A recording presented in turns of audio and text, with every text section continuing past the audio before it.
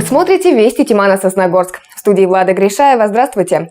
Глава региона Сергей Гапликов вручил государственные награды жителям Республики Коми. Об этом через несколько секунд, а пока некоторые темы выпуска. Кампания завершилась. В Сосногорском районе прошли заключительные обсуждения народных инициатив в рамках республиканской программы. 20 лет с песней. Ансамбль «Молодая канарейка» вот уже 20 лет радует слушателя народной песней. Дарим радость детям. Студенты Сосногорского технологического техникума приняли участие в благотворительной акции. В Сыктывкаре прошло вручение государственных наград жителям региона. Торжественный прием состоялся в администрации главы Республики Коми 22 апреля. Открывая торжественную церемонию, глава региона Сергей Гапликов поблагодарил собравшихся за самоотверженный труд и вклад в развитие России и Республики Коми. Вы лучшие из лучших, настоящие профессионалы своего дела. Каждый из вас, будь то учитель, врач, архитектор, рабочий или общественный деятель, являетесь передовиками своего дела. В числе награжденных сосногорцы Валерий и Лариса Щукины. За заслуги в укреплении Института семьи и воспитании детей им была вручена медаль ордена «Родительская слава». Также впервые в истории региона был вручен знак «Надежда Республики Коми», учрежденный по инициативе главы Коми Сергея Гапликова. В Сосногорском районе завершилась кампания по сбору предложений в республиканскую программу «Народный бюджет». На этой неделе свои проекты озвучили жители Керок и Виса. О том, что может быть сделано в этих поселках в следующем году, расскажет Андрей Калиничев. На сегодняшний день перед жителями поселка Вис остро стоит проблема с системой водоснабжения. Из 12 водоразборных колонок функционируют только 7. Кроме этого, зимой замерзает трубопровод водонапорной башни. Решить этот вопрос поможет народный проект по капитальному ремонту артезианской скважины. Главная задача – это провести капитальный ремонт артезианской скважины и, соответственно, насоса в этой скважине. Какой результат мы ожидаем от реализации данного проекта?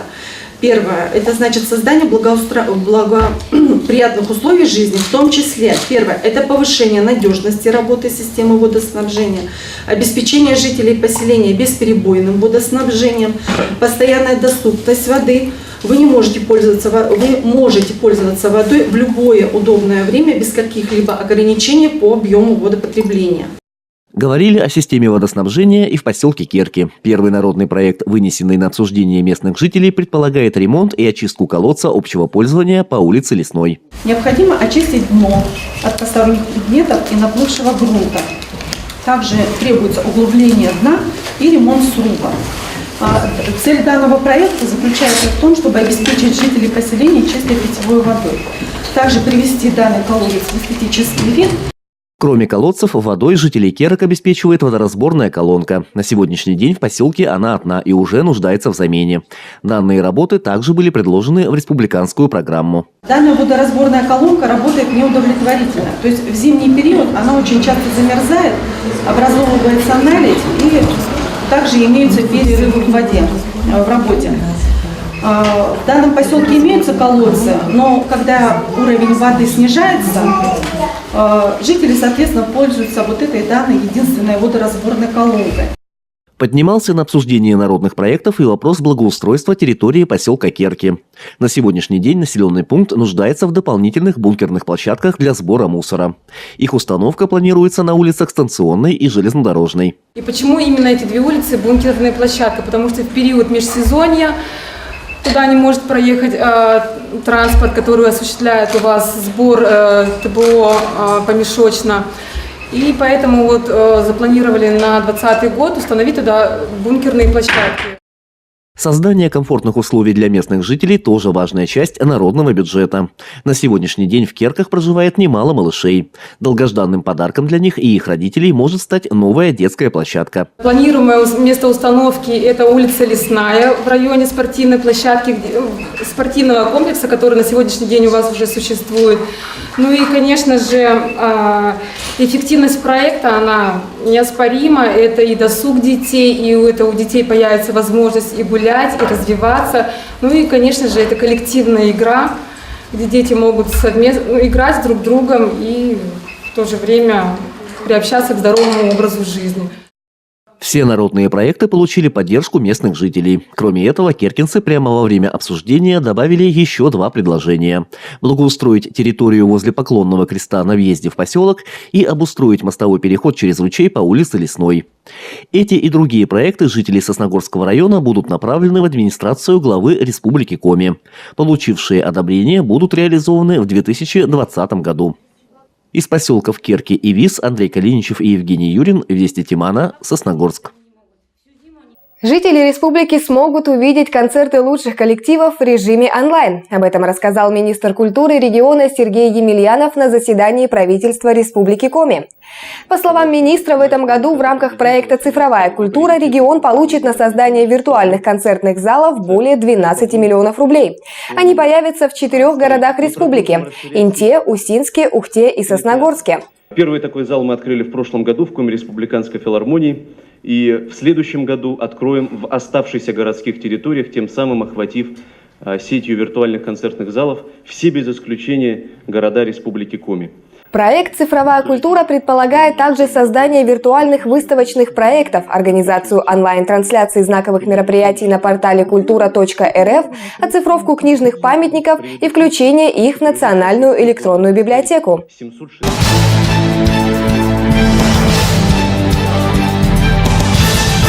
В минувшее воскресенье в городском доме культуры «Горизонт» собрались ценители русской народной песни. Поводом послужило знаменательное событие. Ансамблю «Молодая канарейка» исполнилось ни много ни мало 20 лет. Коллектив решил отметить это событие большой концертной программой, на которой побывала и наша съемочная группа.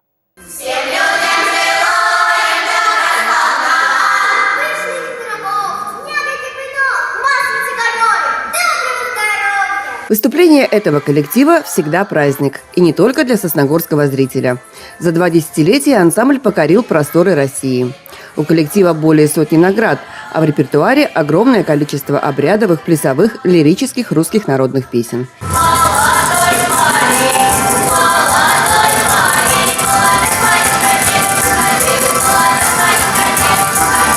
Узнаваемый творческий стиль, активная концертная деятельность, профессиональное мастерство – это прочная основа для развития ансамбля. В этом огромная заслуга его руководителя Оксаны Романовой. Неугасаемый огонь, который зажгла педагог 20 лет назад, передается из года в год юным дарованиям. Главным залогом своего успеха педагог считает любовь к детям. Самое главное, конечно, для меня дети. Каждый ребенок приходит со своим характером, со своим нравом, но они приходят заниматься своим любимым общим делом. Я их всех очень сильно люблю. Участники ансамбля все действительно очень разные, но есть среди них и особенные. Глеб несколько лет назад потерял зрение, но не потерял интерес к происходящему вокруг. Благодаря общим усилиям он поет и выходит на сцену. Музыка, она развивает и слуховую деятельность, и визуальную деятельность, я вам правда скажу, и моторику. Все, музыка – это душа человека. С этим согласна и мама еще одного особенного ребенка. Дима Спиров занимается у Оксаны Сергеевны уже 5 лет. Но он стал больше понимать смысл музыки.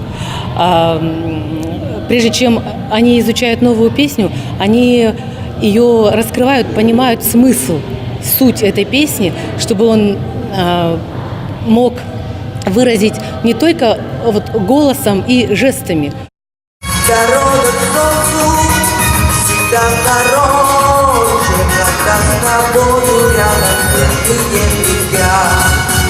Молодой человек стал настолько уверен в своих силах, что принял решение сделать пение своей профессией. По признанию участников коллектива, «Молодая канарейка» – это одна большая дружная семья, где каждому уделят внимание, научат, помогут. И здесь большую роль играет поддержка и внимание родителей воспитанников. Благодаря их участию в жизни коллектива появляются яркие костюмы. Ансамбль имеет возможность выезжать на различные конкурсы и фестивали. Можно смело сказать, что все родители проходят весь творческий путь вместе со своими детьми.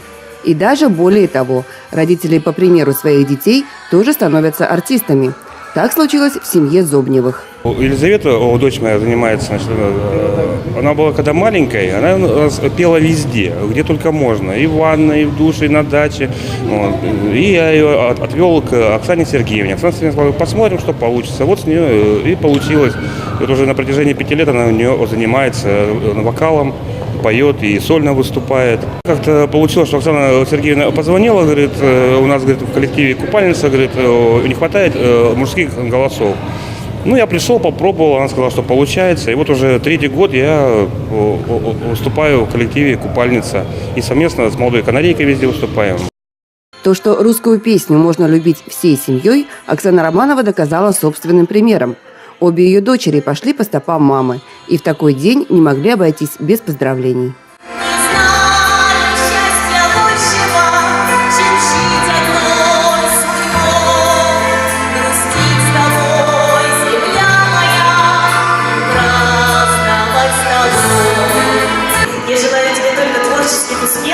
Я тебя очень сильно люблю. Спасибо за то, что ты у меня есть.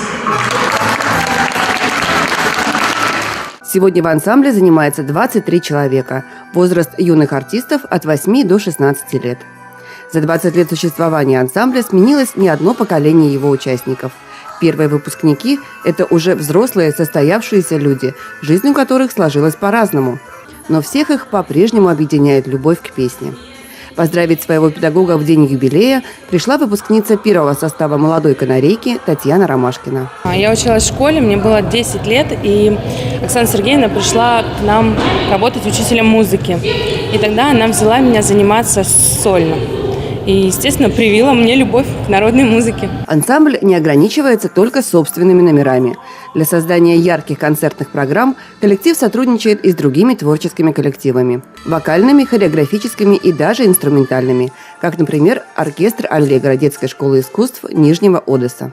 Я очень рада, что год назад ее творческие идеи нас свели и познакомили. Это продолжается дружба.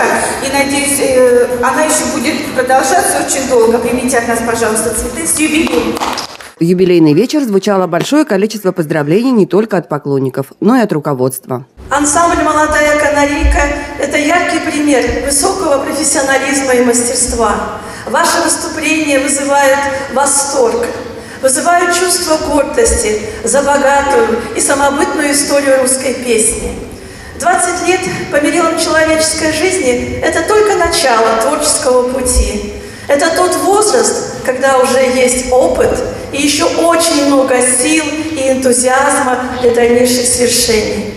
Вашим коллективом по праву гордится Сосногорский район. И в этом большая заслуга вас, Оксана Сергеевна. В день рождения принято дарить подарки. И этот праздник не стал исключением. Каждый выход участников ансамбля на сцену – это подарок для благодарных зрителей, которые в ответ дарили артистам свои аплодисменты. Елена Двожик, Павел Дурников, Вести Тимана, Сосногорск. Вчера в городском социально-реабилитационном центре для несовершеннолетних «Надежда» состоялся настоящий праздник.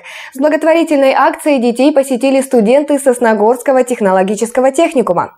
«Дарим радость детям». Именно под таким громким девизом студенты организовали благотворительное мероприятие. Это уже не первая подобная акция. Как рассказали студенты, они регулярно стараются приходить в гости к ребятам. Доброта всегда должна быть, она спасет мир всегда.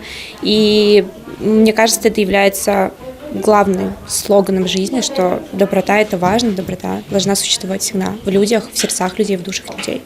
Яркие костюмы, разноцветные шары и веселые сюрпризы.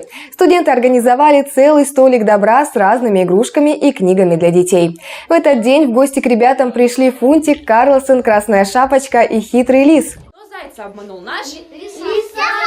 Ну тут правильно лис, наверное, будет, да? У нас, потому что лис сегодня мальчик. Представляете? Где там?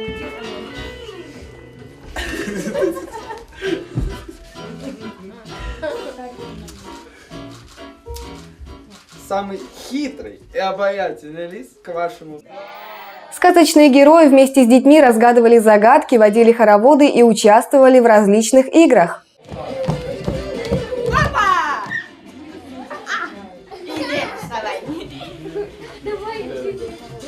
Воспитанники центра, для которых приход гостей превратился в настоящий праздник, долго не хотели их отпускать. Улыбкам и радостному смеху детей не было конца. Организаторы акции пообещали в скором времени вновь посетить социальный центр. Ведь ничто не важно в этом мире, кроме искренней улыбки ребенка. В завершении выпуска о погоде. В ближайшие дни немного похолодает. Осадков не ожидается. По прогнозам синоптиков, в Сосногорском районе в ближайшую ночь будет около 0 градусов. С четверга на пятницу и вовсе похолодает до -5. Днем в эти дни воздух прогреется до +2-4 градусов. Это все, что мы успели рассказать вам сегодня. Новая информация уже в следующих выпусках нашей программы. А я с вами прощаюсь. Всего доброго и до свидания.